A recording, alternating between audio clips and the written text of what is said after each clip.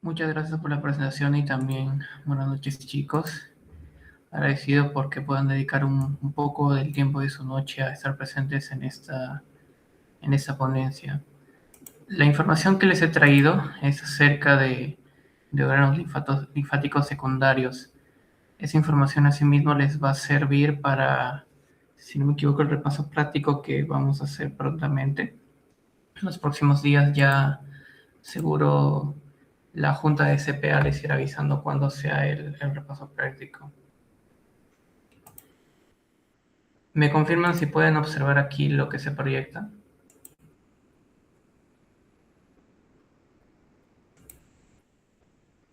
Genial. Como les comenté, el repaso para la ponencia de hoy día es referente al tema de órganos linfoides secundarios. Vamos nosotros primero a empezar hablando de qué es lo que son esos órganos linfoides. Los órganos linfoides básicamente son un tipo de especialización del tejido conjuntivo. Si ustedes recuerdan cuáles son los principales, bueno, los tejidos primordiales del ser humano y de los animales de forma general, vamos a tener el tejido epitelial, el tejido nervioso, al tejido también muscular también, y el tejido conjuntivo. El tejido conjuntivo tiene gran cantidad de subtipos, dentro de los cuales el tejido linfoide es un tipo con gran relevancia. ¿Por qué? Porque este tejido linfoide se encarga de tanto generar o producir como también de madurar o especializar a las células del sistema inmune. Es decir, macrófagos, neutrófilos, basófilos, por ejemplo, eosinófilos, linfocitos, células dendríticas, etc. Los tejidos linfoides y por lo tanto el sistema linfoide se encarga de producir o de madurar alguna de estas células. En base a si alguno de los tejidos agrupados, es decir, órganos linfoides, se decantan más por la función de producir o de madurar estas células linfoides, entonces, en base a eso podemos clasificar los órganos linfoides en dos tipos, en órganos linfoides primarios y también en los secundarios. Los primarios son los que se encargan de producir a las células linfoides. Por ejemplo, hígado fetal medulocitimo. No correspondería para este tema el hablar de órganos linfoides primarios, sino de los secundarios, de aquellos que se encargan de aquellas células linfoides producidas por los órganos primarios, se encargan de madurar esas células.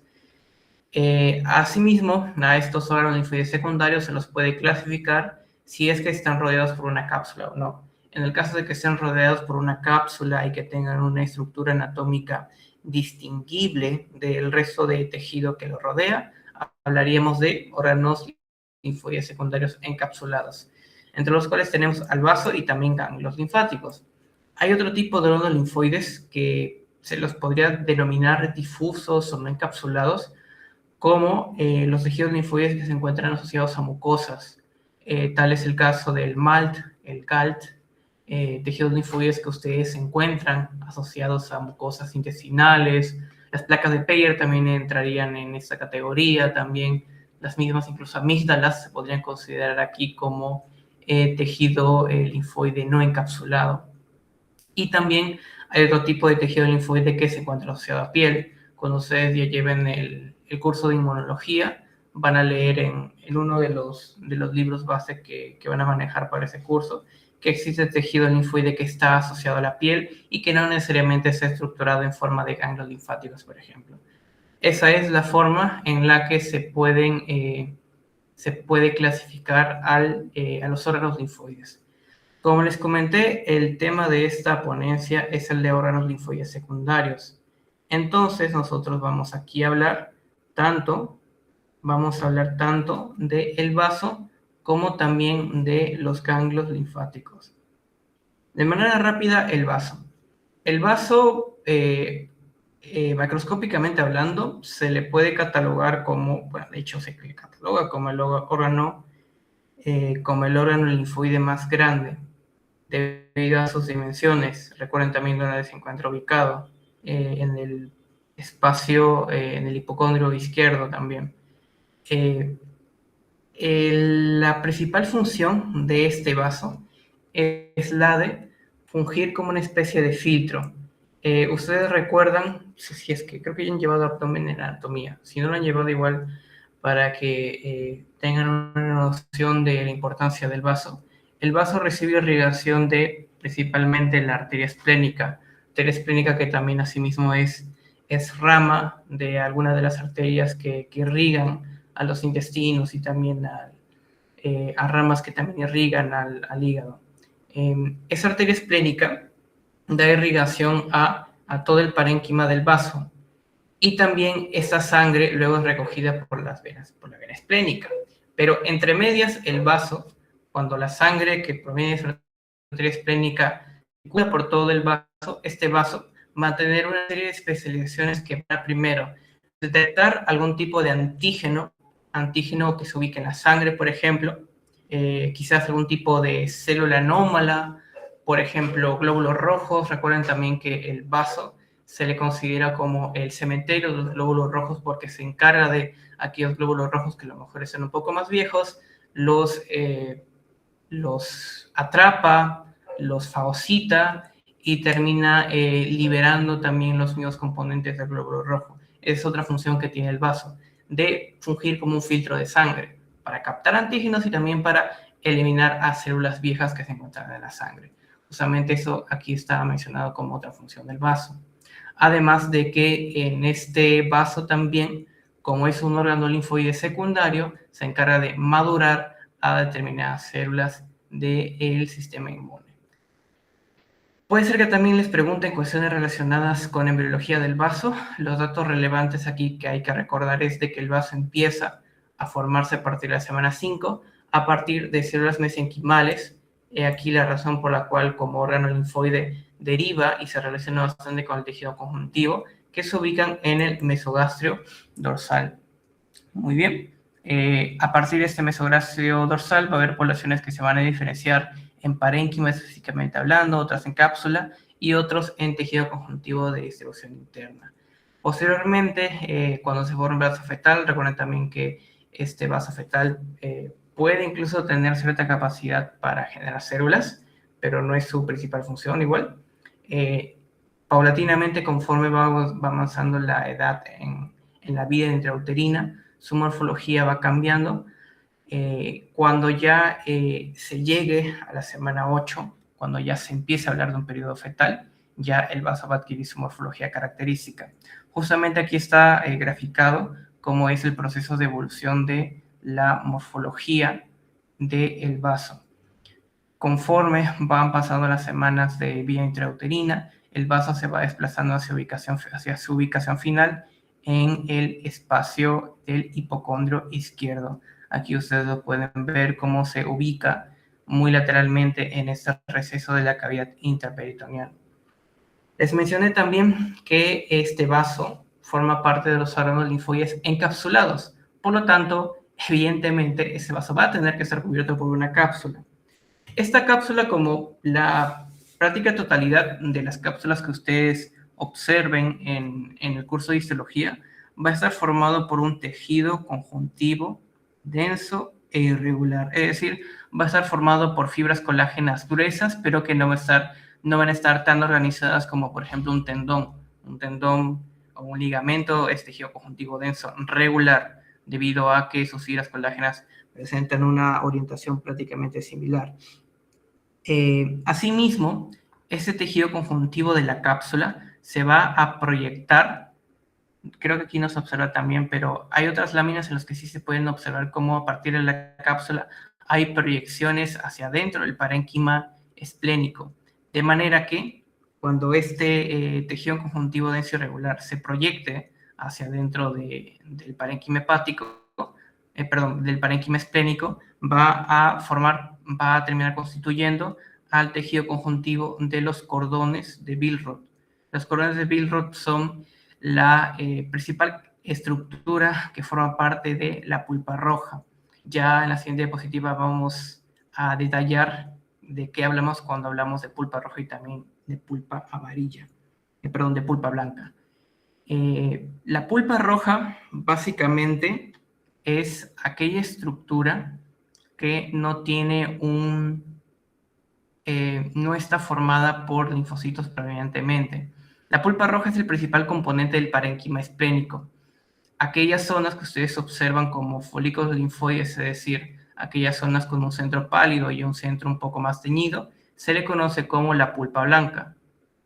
Esta es la pulpa blanca, también está acá señalizada.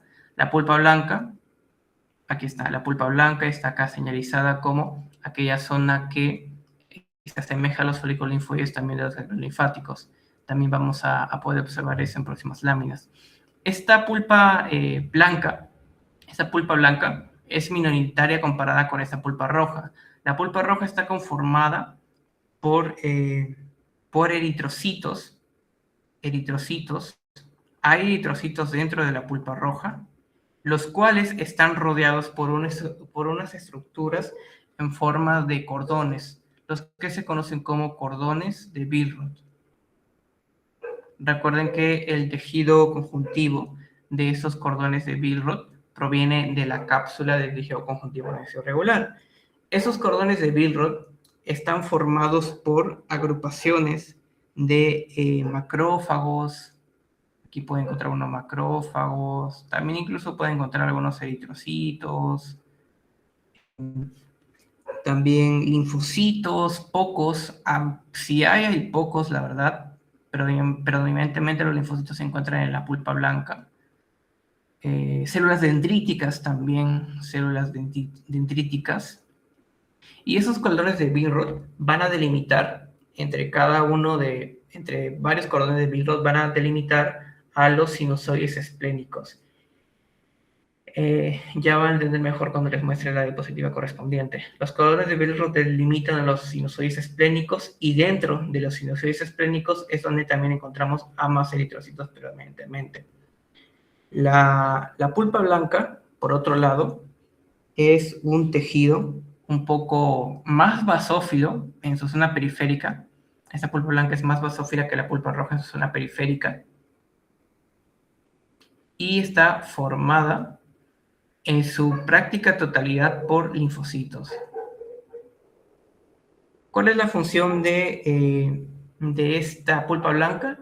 La de recibir antígenos provenientes de la sangre y terminar generando una reacción inmune con el objetivo de producir células B especializadas que se transformen en plasmocitos y que terminen sintetizando inmunoglobulinas. Esa es la principal función de la pulpa blanca. Y como les mencioné, esta pulpa blanca se asemeja a un folículo linfoide.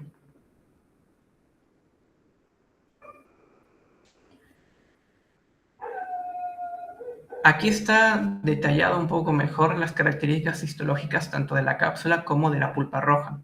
La cápsula es un tejido conjuntivo denso regular. Presenta estas fibras colágenas, y también me estoy olvidando, presenta también cierta población de musculatura lisa. Sí, de musculatura lisa. Eso con el objetivo de que si esta cápsula presenta también componente de población de musculatura lisa, quiere decir que ante determinados estímulos se puede llegar a inducir una suerte de contracción en la cápsula y permitir que parte del contenido de sangre que está en este vaso pueda pasar a la circulación periférica. Es una posibilidad que puede suceder en determinados casos. Por ejemplo, pacientes que sufran pérdidas agudas de sangre puede representar esta contracción de la cápsula del vaso como un mecanismo para suplir la pérdida de sangre por hemorragia, por ejemplo.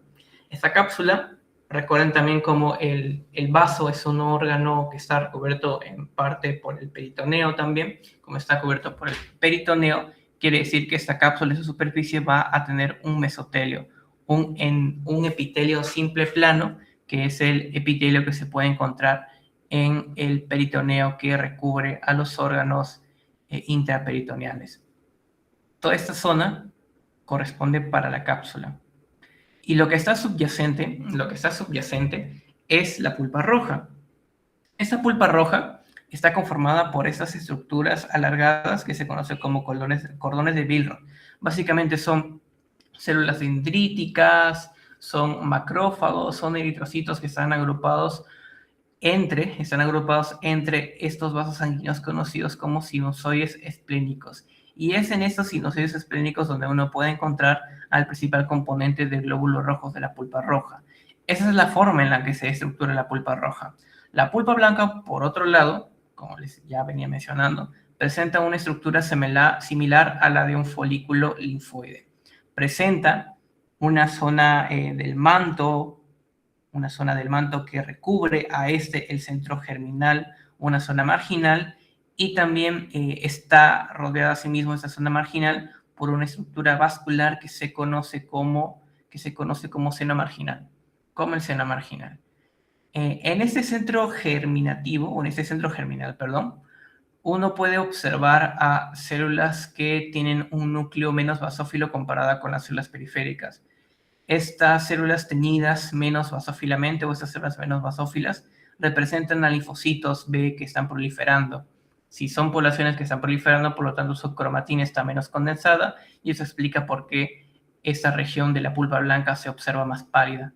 La zona periférica está formada por linfocitos que no están en proceso de replicación. A lo mejor algunos son nativos, incluso aquí en esa zona del manto se podría llegar a encontrar alguna que otra célula dendrítica.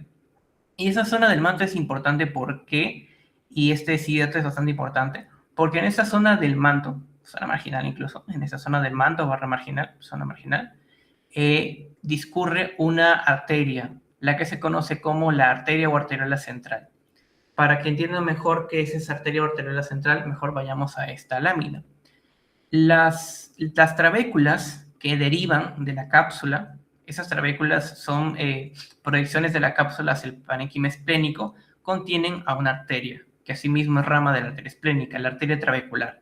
Esa arteria trabecular puede seguir su curso hacia más profundo del parénquima esplénico, pero también va a dar una rama. Esta rama de la arteria trabecular se va a conocer como la arteria o arteriola central. Esa arteria o arteriola central penetra en la pulpa blanca por una zona periférica, por la zona marginal o por la zona del manto, de manera que va a permitir que parte de las células o antígenos que se encuentren circulando por esa arteria trabecular puedan interactuar con el tejido linfoide de la pulpa blanca.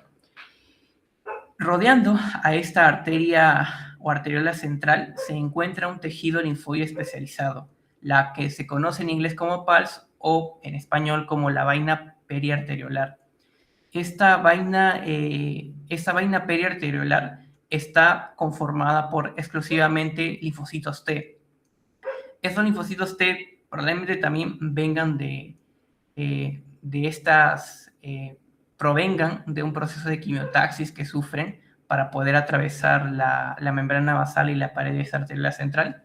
Pero el dato que quiero que se queden aquí, es que en el margen o en la zona marginal barra zona del manto de la pulpa blanca hay una arteria que se conoce como arteria o arteriola central y se encuentra desarrollada por una vaina periarteriolar, que está formada por linfocitos T. Esta zona dependiente de linfocitos T, posteriormente ya también les voy a explicar, es una región que se le podría considerar, entre comillas, independiente del resto de la pulpa blanca. El resto de la pulpa blanca se la puede denominar como una zona B, porque la población que uno encuentra en esta región es de linfocitos B. Los linfocitos T con los que puede llegar a interactuar esos linfocitos B provienen en última instancia de esta vaina periarteriolar. Y es importante que exista esta zona tanto B como T. ¿Por qué? Porque son las células T las que van a permitir que se presenten antígenos y que estas células T, cuando se conviertan en células T efectoras, induzcan la diferenciación y especialización de esos linfocitos B en células plasmáticas o plasmocitos. Los plasmocitos son los que se encargan de producir las inmunoglobulinas o también los anticuerpos. Volviendo a la parte de la circulación, la arteriola central emite proyecciones conocidas como arteriolas radiales que conectan a la arteria o arteriola central con el seno marginal. El seno marginal es una estructura vascular que se encuentra rodeando y como su mismo nombre indica, rodeando el margen de la pulpa blanca. Es otra estructura que también permite que determinados antígenos que a lo mejor se encuentran disueltos en pulpa roja por ahí circulando y que no han podido interactuar directamente con algún tipo de linfocito T o con algún otro tipo de célula presentadora de antígeno anteriormente, puedan entrar e interactuar con las células presentadoras de antígeno de la pulpa blanca, que pueden ser macrófagos, células dendríticas, etc. Cuando estos antígenos interactúan con pongamos que es un macrófago, interactúan con ese macrófago, el macrófago también lo presenta a los linfocitos T, y de esa manera también van a permitir que el linfocito T active el linfocito B y que se produzcan inmunoglobinas. Es otra vía mediante la cual también se puede producir la activación de la respuesta inmune en esta pulpa blanca. Aquí hay una lámina de esta arteriola central. Como es una arteriola central, presenta un endotelio y presenta algunas capas de fibras musculares lisas. Esas células serían el endotelio de la arteriola. Esas otras células un poco más alargadas les presentarían las fibras musculares lisas. Y estas células con núcleo redondeado representarían a los linfocitos T, que en su conjunto serían la vaina periarteriolar. Entonces, y ya para explicarles un poquito mejor cuáles podrían ser las regiones que uno pueda diferenciar en esta pulpa blanca. Esta pulpa blanca uno lo puede dividir en dos regiones. La zona que corresponde a la vaina periarteriolar, que es dependiente de linfocitos T, como les había mencionado, es rica en linfocitos T, y otra zona que es dependiente de linfocitos B, es decir, la zona B. En esa zona B tú encuentras el centro germinal y también encuentras a la zona del manto. Muy bien. Y recuerda también que la arteria central atraviesa a la pulpa blanca en la región de la zona marginal. Muy bien. ¿Qué es lo relevante aquí? Dependiendo de a dónde lleguen los antígenos, se van a producir diferentes reacciones inmunes. Si es que, por ejemplo, en la zona periarteriolar llegan linfocitos, aquí está también graficado, si en esta zona periarteriolar llegan linfocitos T, recuerda aquí que hay linfocitos T en diversos tipos, puede haber también otras poblaciones celulares, pero predominantemente linfocitos T, y en las otras regiones sí hay linfocitos B, y en todo caso algún que otra célula dendrítica. Muy bien. Si es que llegan antígenos a la zona periarteriolar, que es dependiente de linfocitos T, entonces, ¿esto qué va a permitir? Va a permitir que los linfocitos T que se encuentren en esa zona periarteriolar interactúen y que se puedan diferenciar a linfocitos T efectores.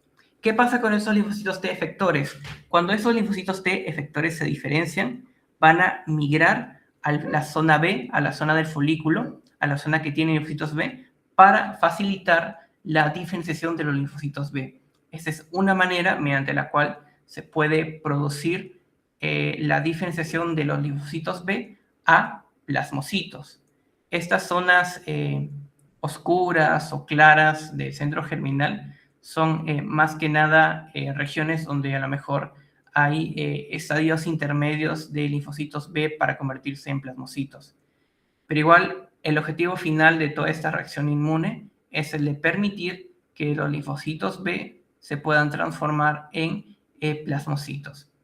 Pero también recuerden que había la posibilidad de que a partir de la zona marginal, recuerden que en la zona marginal, rodeando esta zona marginal, estaba el seno marginal. Muy bien, ese seno marginal es importante, ¿por qué?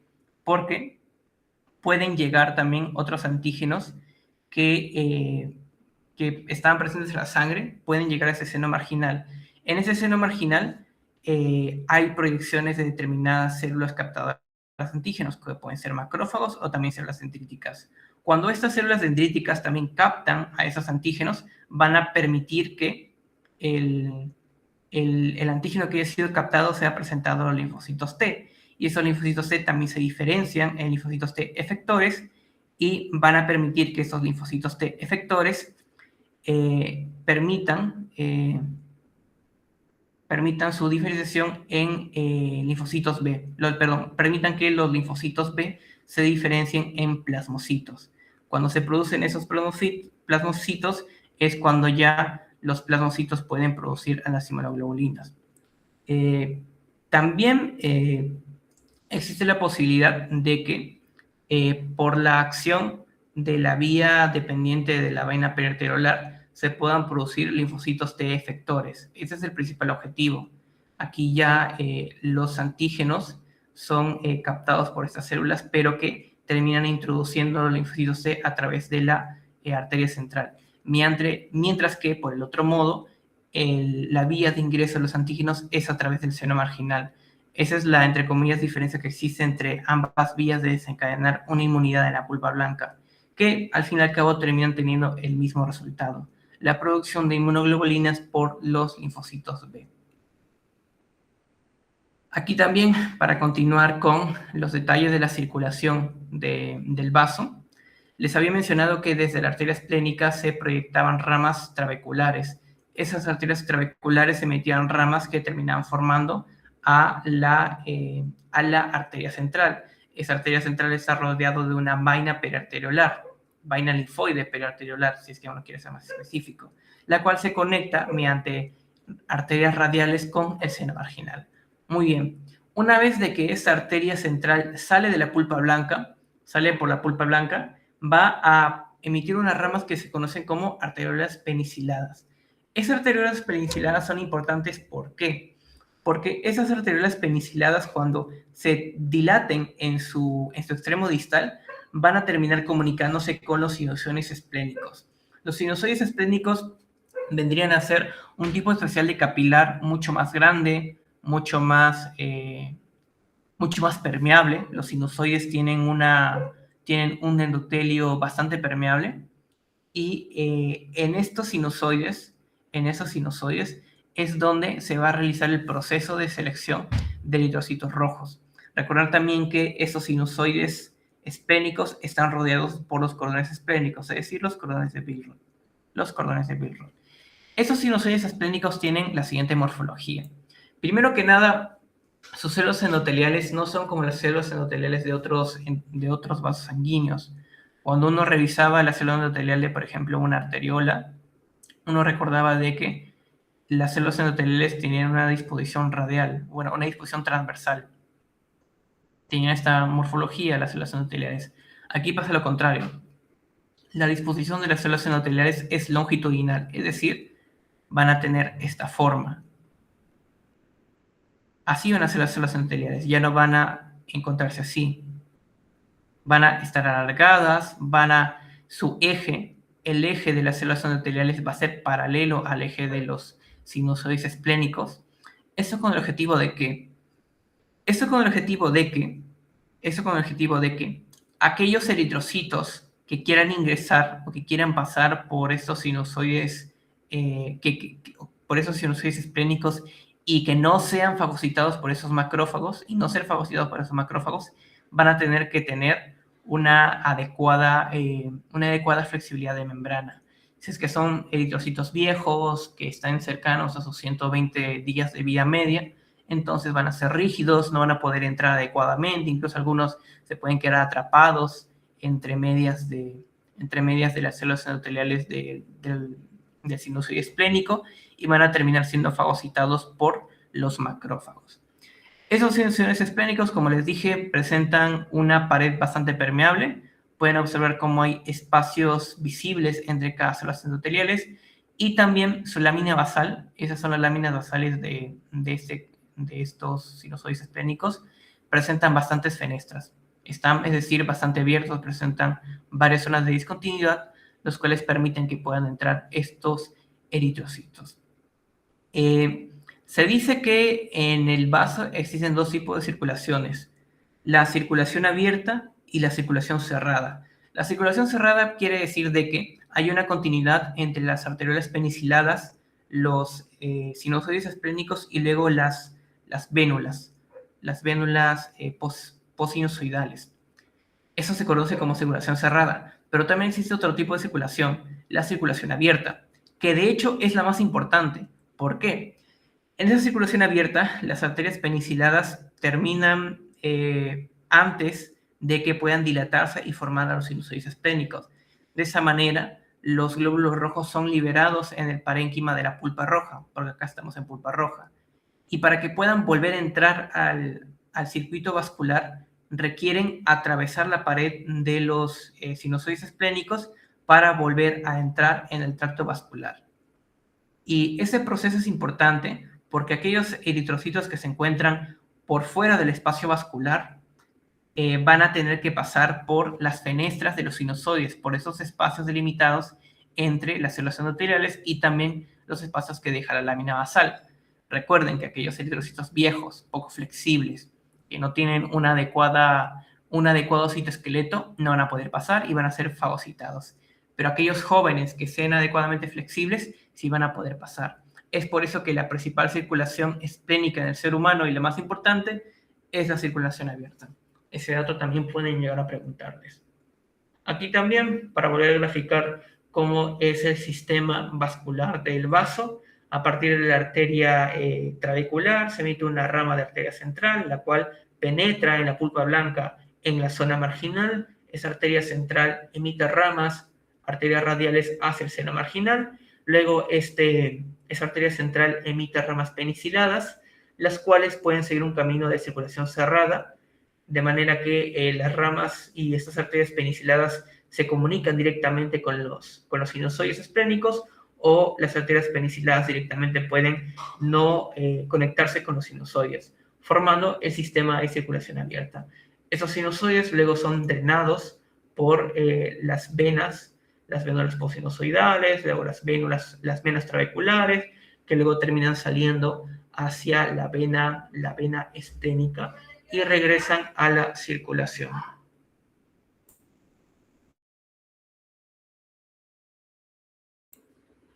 Muy bien. Ahora vamos a continuar con los ganglios linfáticos. Los ganglios linfáticos son el otro tipo de órgano linfoide secundario encapsulado del que quería hablarles. Esos ganglios linfáticos, probablemente ustedes hayan podido llegar a palparse alguno de esos ganglios linfáticos. Son estructuras ovales, pequeñas, encapsuladas, interpuestas en el trayecto de los vasos linfáticos. Son pequeños. Exagerando, un ganglio linfático normal puede llegar a medir hasta 2 centímetros. Solo aquellos ganglios linfáticos que se encuentran en la zona inguinal o femoral, los de los miembros superiores, del cuello, en la zona submandibular máximo pueden llegar a medir 1 centímetro. Y en realidad son bastante pequeños. ¿Cuál es la función de estos ganglios linfáticos? Actúan como filtros para la remoción de bacterias y otras sustancias extrañas. Quiero que entiendan lo siguiente. Ustedes, para que sus tejidos puedan recibir irrigación y drenaje, requieren primero que nada de las arterias. Las arterias como la sangre por las arterias circula rápido, circula con fuerza. También el ambiente de las arterias tiene ciertas características que permite que a partir de las arterias y también de los capilares se pueda liberar parte del líquido del espacio intravascular. Las arterias, más las arteriolas y los capilares tienen la función de permitir que el líquido del espacio intravascular se difunda hacia el espacio extravascular. También en los capilares hay ciertas zonas donde las propiedades hemodinámicas cambian y lo que se produce es una captación de líquidos desde el espacio extravascular al intravascular. Las propiedades y la razón por la cual se produce eso es debido a las leyes de Frank-Starling. No les voy a explicar eso porque no entra tanto a colación. Lo que sí quiero que sepan es de que parte de la cantidad de líquido que sale desde el extremo arterial, digamos, del capilar, no es del todo recaptado por el extremo venoso del capilar. Hay cierta parte de líquido en el extracelular que no es recaptado por el sistema venoso. Esa otra parte del líquido que difunde hacia extravascular es drenado por el sistema linfático. El sistema linfático tiene esa función de permitir el drenaje del tejido, el drenaje del líquido extravascular. en el líquido intersticial. Esa es la función del sistema linfático, permitir el drenaje de este líquido intersticial. Cuando se produce este drenaje también, si es que, póngase, hay una herida en el brazo y se ha infectado, entonces también va a captar parte de bacterias o antígenos bacterianos. ¿Esto a qué va a conllevar? Eso va a conllevar que también por el líquido linfoide, bueno, perdón, por la linfa, circulen también determinados patógenos, incluso también otro tipo de sustancias. Alérgenos también podrían circular por el sistema linfoide, por ejemplo, etc. El sistema linfoide es otra forma, el sistema linfático es otra forma de drenaje adicional al sistema venoso. En base a esto, vamos a poder entender el sistema de circulación y también la histofisiología de los ganglios linfáticos. Pero también quisiera hablarles un poco de su organogénesis.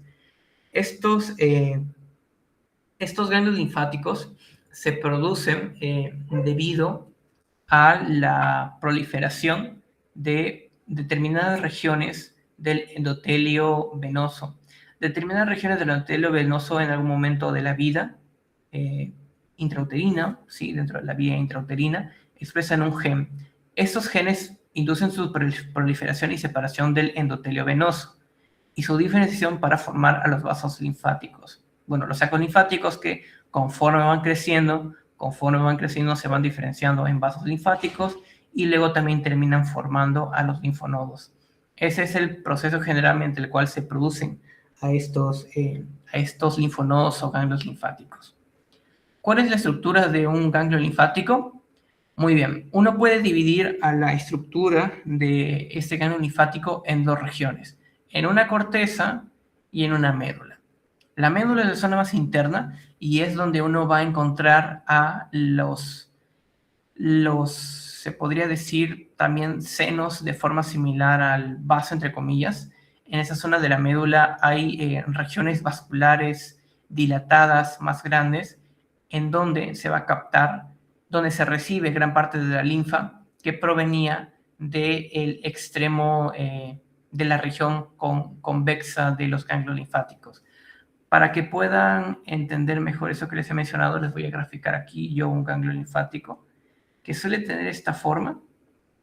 Presenta un extremo convexo y un extremo cóncavo. En el extremo convexo, el ganglio linfático va a recibir a los vasos linfáticos aferentes, es decir, los que vienen de otros ganglios linfáticos o que los que directamente vienen de otros tejidos, como la piel, por ejemplo. La piel, incluso músculos, tejido subdérmico, etc. Mientras que en el extremo cóncavo, van a encontrarse a los vasos linfáticos eferentes. Esos vasos linfáticos eferentes son los vasos que contienen la linfa que este mismo ganglio linfático está liberando y que está enviando hacia otro ganglio linfático. Recuerden que los ganglios linfáticos se encuentran en forma de cadenas y este patrón se repite. Cada ganglio linfático presenta un extremo convexo donde recibe los vasos linfáticos aferentes y uno cóncavo donde emite a los vasos linfáticos eferentes. Muy bien, esta médula se encuentra hacia el extremo cóncavo de los ganglios linfáticos y por lo tanto a partir de estos senos medulares es que se van a generar a los vasos linfáticos eferentes. En el extremo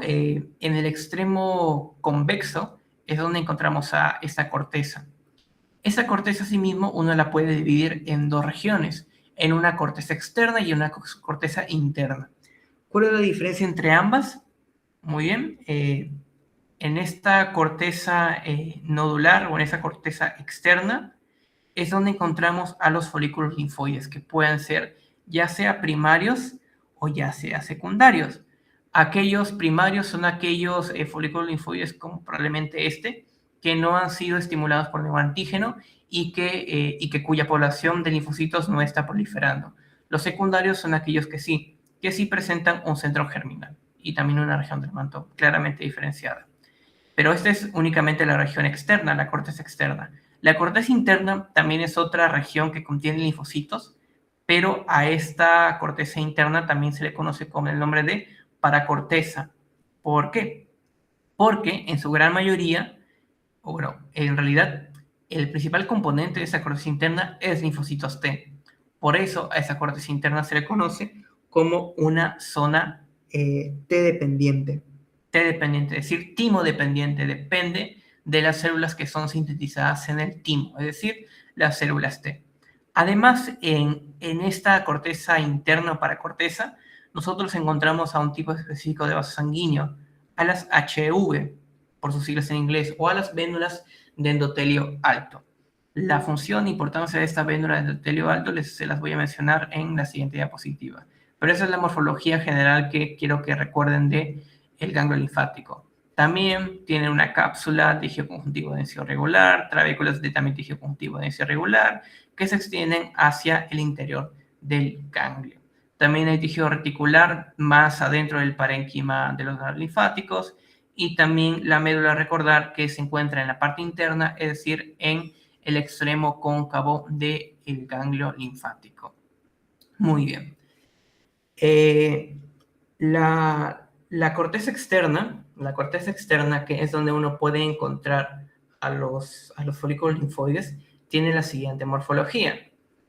Primero que nada, esa corteza externa se encuentra por debajo de la cápsula. Esta cápsula se encuentra íntimamente relacionada con una estructura vascular que se conoce como el seno subcapsular. Seno subcapsular que también se continúa con los senos paratrabeculares. Senos que también continúan hacia más internamente y se terminan conectando con los senos medulares. Esto es importante, ¿por qué? Porque en estos senos subcapsulares nosotros vamos a encontrar la linfa en primer lugar y también podemos encontrar a determinadas poblaciones celulares. Si ustedes observan por aquí células alargadas, esta por ejemplo, o que se encuentran ocupando gran parte de la luz de estos senos subcapsulares, esas son células reticulares. Esas células reticulares tienen la función también de captar algún antígeno que esté disuelto en esta linfa y presentarlo a alguna de las células B en la zona del manto de estos folículos linfoides. Esas son las principales funciones de los senos, tanto subcapsulares como también paratrabeculares. Ahora, entrando a la estructura de los folículos linfoides, se parece bastante a la morfología de la pulpa blanca que hemos mencionado anteriormente. Presenta una zona del manto que está formada predominantemente por linfocitos B, aunque puede también haber algunas células dendríticas con la función de más que nada presentar antígenos, algunos macrófagos también. En el centro germinal es donde esos linfocitos B, cuando ya han sido estimulados por algún tipo de antígeno, por acción también de linfocitos T, CD4 colaboradores, por ejemplo, estos linfocitos B se van a diferenciar, o bueno, se van a convertir en formas proliferativas, se mencionan aquí centroblastos, por ejemplo, centrocitos, etcétera, con el objetivo de replicar a aquellos linfocitos B que tengan afinidad contra determinados antígenos y terminar diferenciándose en células plasmáticas. Esas células plasmáticas luego se desplazan hacia los cordones medulares, incluso algunas pueden entrar en la circulación linfática y van a permitir sintetizar también anticuerpos específicos contra cada antígeno. Aquí también está graficada cuáles son las poblaciones celulares en cada una de las regiones de un folículo linfoide. Recordar que en la zona del manto más periférica hay linfocitos B vírgenes que todavía no tienen la capacidad de producir inmunoglobulinas. Ya luego en la zona más clara, la zona del centro germinal, hay linfocitos B en forma de centroblastos que están proliferando, otros en forma de centrocitos que ya entran en un proceso de selección para, en última instancia, terminar convirtiéndose en plasmocitos. Hay también linfocitos T que facilitan y que permiten que los linfocitos B puedan diferenciarse. Hay otra zona un poco más oscura en el centro, del centro germinal, en donde los centroblastos se encuentran también proliferando de manera más intensa, pero de forma general en todo el centro germinal uno puede encontrar linfocitos B proliferando.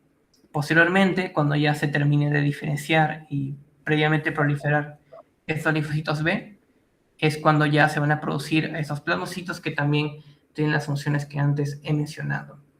Esta es la circulación de los ganglios linfáticos que les he mencionado, a partir de vaso linfático aferente, que se conecta con el subcapsular, que se continúa con los senos trabeculares y que termina conectándose con los senos medulares. Desde esta linfa es donde uno puede recibir, ya sea antígenos, también se pueden recibir a linfocitos T efectores, porque recordar que les mencioné que en la piel hay determinada población de linfocitos. Esos linfocitos, si interactúan con algún antígeno, también se pueden convertir en linfocitos T efectores y permitir que directamente lleguen hacia la zona de los folículos linfoides y directamente desencadenen también estas reacciones. Desencadenen la reacción de selección y diferenciación de linfocitos B. Pero recuerden también que les había mencionado que hay una zona más profunda a la corteza externa, la que se conoce como corteza profunda, corteza interna paracorteza, que contiene a estas las vénulas de endotelio alto.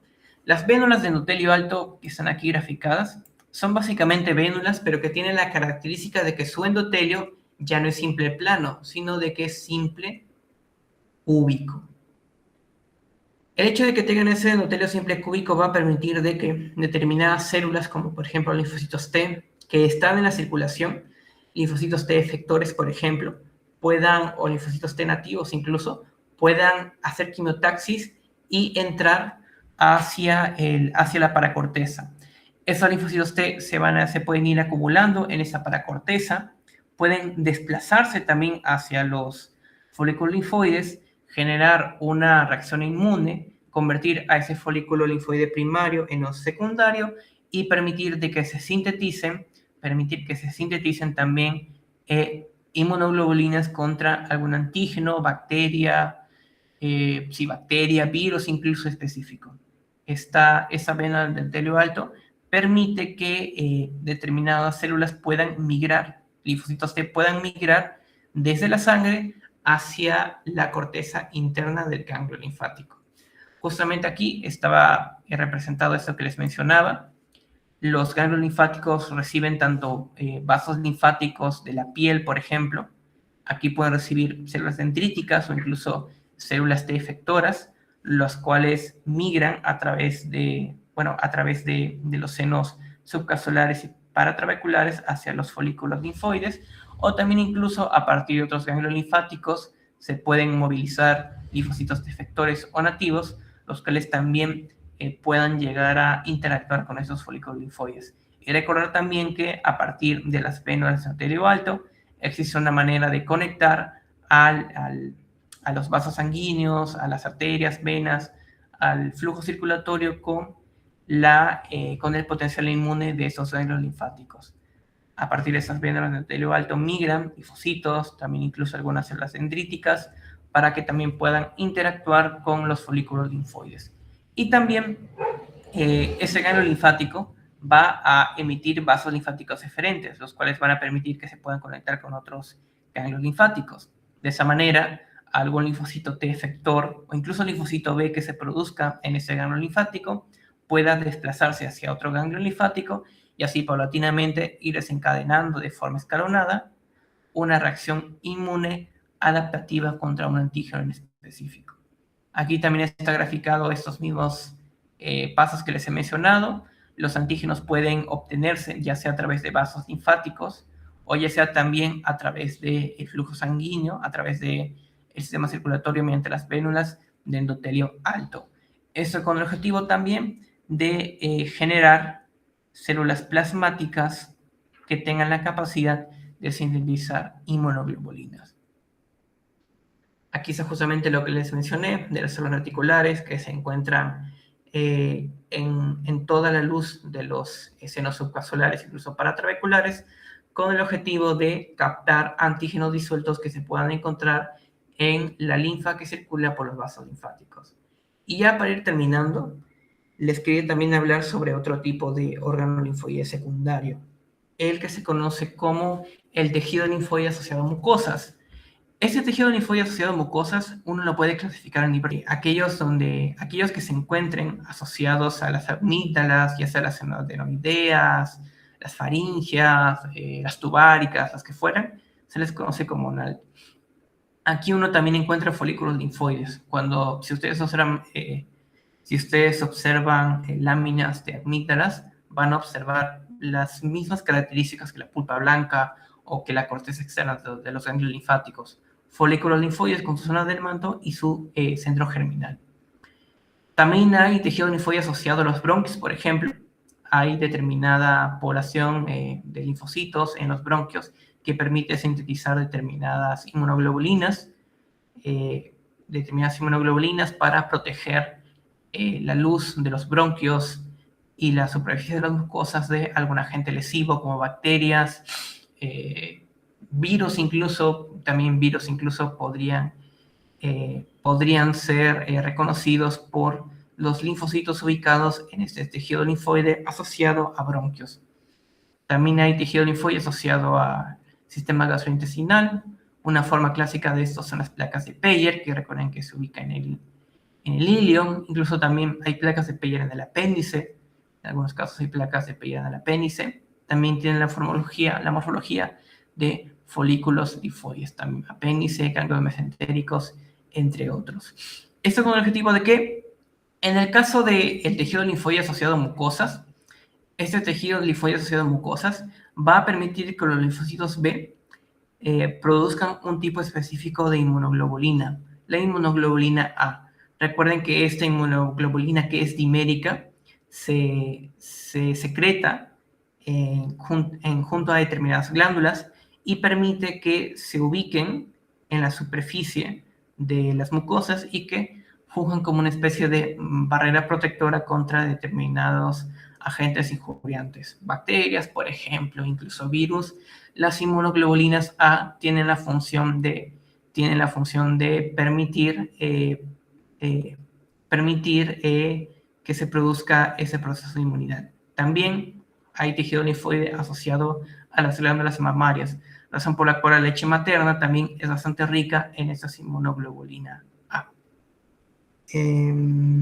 Eso sería todo. Sí, eso ya sería toda la información que tenía para darles. No sé si tengan alguna pregunta.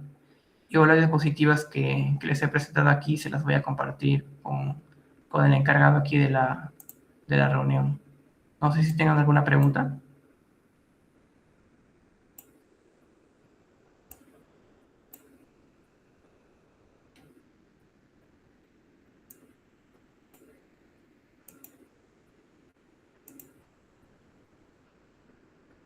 ¿Están ahí?